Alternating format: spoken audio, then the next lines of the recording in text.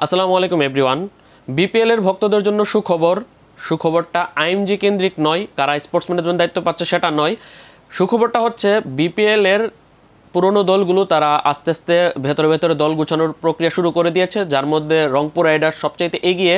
তারা একটা নয় দুইটা নয়, তারা এক হালি বিদেশি ক্রিকেটারকে তাদের দলে ভিড়িয়েছে। এর মধ্যে পাকিস্তানি 3জন ক্রিকেটারের পাশাপাশি রয়েছে ইংলিশ তারকা একজন ব্যাটার। এই 4জনের মধ্যে 3জন ক্রিকেটারই রয়েছে যারা গত বিপিএলে 3টি ভিন্ন দলের হয়ে খেলেছে। শুধুমাত্র একজন পাকিস্তানি ইয়াং একজন ক্রিকেটার রয়েছে যার এখন পর্যন্ত বিপিএলে খেলার কোনো অভিজ্ঞতা নেই। যদি শুরুটা করি প্রথম নামটি দিয়ে, যেটা হচ্ছে গত বিপিএলে রংপুর রাইডার্সের জার্সিতে খেলেছিল পাকিস্তানি 30 বছর বয়সী বাহাতি spin bowling allrounder Khushdil Shah. গত বছর কিন্তু সে দুর্দান্ত করেছিল রংপুর রাইডার্সের জার্সিতে, যার কারণে তাকে এই বছরও তারা ধরে রেখেছে। গত বিপিএলে কিন্তু রংপুরের জার্সিতে 10 ম্যাচ খেলে সে 298 রান করেছিল, 59 এভারেজ এবং 175 স্ট্রাইক রেটে, 2টা 50 দেখা সে পেয়েছিল। পাশাপাশি কিন্তু বল হাতেও দুর্দান্ত কন্ট্রিবিউট করেছে। 9 ম্যাচ খেলে 17টা উইকেট শিকার করেছিল, 6.03 ইকোনমি রেটে। গত বিপিএলের টপ 5 উইকেট টেকারের মধ্যে সে 5 নম্বরে ছিল। তাই দুর্দান্ত পারফরমেন্সের কারণে কিন্তু রংপুর রাইডার্স তাকে ধরে রেখেছে।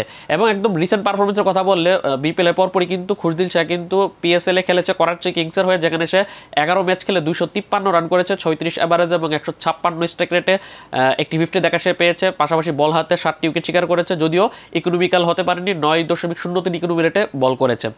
তারপর যে দ্বিতীয় নামটা হচ্ছে সেটা হচ্ছে গত বিপিএলে চিটাগং কিংসের হয়ে শেষ 5 ম্যাচে দুর্দান্ত পারফরমেন্স করা পাকিস্তানি 23 বছর বয়সী ওপেনার ব্যাটসম্যান খাজা নাফি। নাফি কিন্তু গত বিপিএলে শেষ 5টি ম্যাচ খেলেছিল চিটাগং কিংসের জার্সিতে, যেখানে সে 5 ম্যাচ খেলে 201 রান করেছিল, 40 এভারেজ এবং 142 স্ট্রাইক রেটে, 3টা 50 দেখা সে পেয়েছিল। তারপর পরই কিন্তু পিএসএলে যদিও সে খেলেছিল কোয়েটা গ্ল্যাডিয়েটর্সের হয়ে, কিন্তু 2 ম্যাচের বেশি সুযোগ পায়নি, যেখানে 2 ম্যাচ খেলে সে 52 রান করেছিল, 26 এভারেজ এবং 173 স্ট্রাইক রেটে। গত বিপিএলে চিটাগং কিংসের এই দুর্দান্ত পারফর্মারকে রংপুর রাইডার্স তারা তাদের দলে ডিরেক্ট সাইনিংয়ের দলে ভিড়িয়ে ফেলেছে। তৃতীয় যে নামটি সবচাইতে বড় যে নামটি সেটা হচ্ছে ইংলিশ ওপেনার ব্যাটসম্যান 37 বছর বয়সী বাহাতি ওপেনার দাউদ মালান। গত বিপিএলে কিন্তু বড় একটা অঙ্ক খরচ করে কিন্তু দাউদ মালানকে দলে ভিড়িয়েছিল মিজানুর রহমানের ফরচুন বরিশাল দল, চ্যাম্পিয়ন দলের অংশ ছিল সে। কিন্তু এবছর চ্যাম্পিয়ন দল নয়, রংপুর রাইডার্সের জার্সিতে সে বিপিএল মাতাবে। গত বিপিএলে আসার পর কিন্তু প্রথম দিকে 4-5টি ম্যাচ কিন্তু সে খেলতে পারেনি কাইল ম্যাচকে খেলানোর কারণে। পরবর্তীতে কিন্তু সে হতাশা প্রকাশ করেছিল যে বিপিএল এসেছিল সে বেশি ম্যাচ খেলার কারণ ইচ্ছাতে, কিন্তু সে পুরো বিপিএল খেলতে পারেনি। যদিও যতগুলো ম্যাচ খেলেছে দুর্দান্ত পারফর্ম করেছে বরিশাল জার্সিতে। 9 ম্যাচ খেলে 4টাতে নট আউট থেকে 316 রান করেছিল, 63 এভারেজ এবং 156 স্ট্রাইক রেটে, 3টি 50 দেখা সে পেয়েছিল।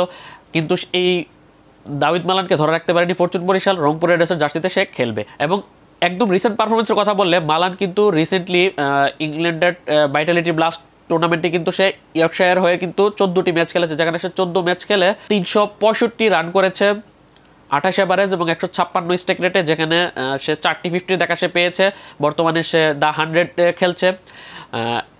চতুর্থ এবং শেষ নামটি রংপুর রাইডার্সের এই ডিরেক্ট সাইনিংয়ের মধ্যে রয়েছে পাকিস্তানি 25 বছর বয়সী লেফট আর্ম চাইনাম্যান সুফিয়ান বুকিম। সুফিয়ান বুকিম এখন পর্যন্ত তার ইন্টারন্যাশনাল ক্যারিয়ারে মাত্র 4টা ওডিআই এবং 13টা টি20 ইন্টারন্যাশনাল ম্যাচ খেলেছে। 13 ম্যাচ খেলে 21টি উইকেট শিকার করেছে সে, 5.74 ইকোনমি রেটে, বেস্ট বোলিং ফিগার 5 রান দিয়ে 3 উইকেট। এখানে অনেক ভালো পারফর্ম করেছে। কিন্তু একদম রিসেন্ট পারফরমেন্সের কথা বললে এবছর মুকিম 4টি টি20 ইন্টারন্যাশনাল ম্যাচ খেলে, যেখানে মাত্র 5টি উইকেট শিকার করেছে। যে হয়তোবা তাকে পুরো বিপিএলে পাওয়া যাবে, এই কারণে তাকে নেওয়া হয়েছে। এছাড়া একটা লেফট আর্ম চাইনাম্যান বলার থাকারও কিন্তু প্রয়োজন রয়েছে।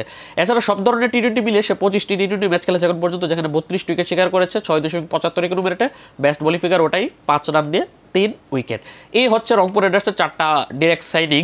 এখন তারা কোন নিয়মে 4টা ডিরেক্ট সাইনিং করেছে, আরও কি ডিরেক্ট সাইনিং করতে পারবে কিনা, এটা কি বিসিবি থেকে তাদেরকে বলা হয়েছে কিনা, সেটা কিন্তু এখন পর্যন্ত আমরা কেউ জানি না। এমনকি আসন্ন বিপিএল কবে থেকে শুরু হবে সেটা অফিসিয়াল ঘোষণা আসেনি, আর কয়টা দল অংশগ্রহণ করবে সেটাও কিন্তু এখন পর্যন্ত কনফার্ম হয়নি। তবে যেহেতু আগামী 9 সেপ্টেম্বর এসএ টি20 নিলাম রয়েছে, অনেক বড় বড় ক্রিকেটাররা সেখানে নাম লিখিয়েছে, যার কারণে আবার অনেক অ্যাভারেজ ক্রিকেটারও নাম লিখিয়েছে। সেখানে অনেক ক্রিকেটার দল পেয়ে যেতে পারে, সেক্ষেত্রে তাদের পছন্দের কোনো ক্রিকেটারকে নাও পেতে পারে রংপুর রাইডার্স ফ্রাঞ্চাইজি সহ অন্যান্য ফ্রাঞ্চাইজিগুলো, যার কারণে মূলত হয়তোবা তারা এখনই তাদের সাথে ফাইনাল চুক্তি তারা স্বাক্ষর করে ফেলেছে।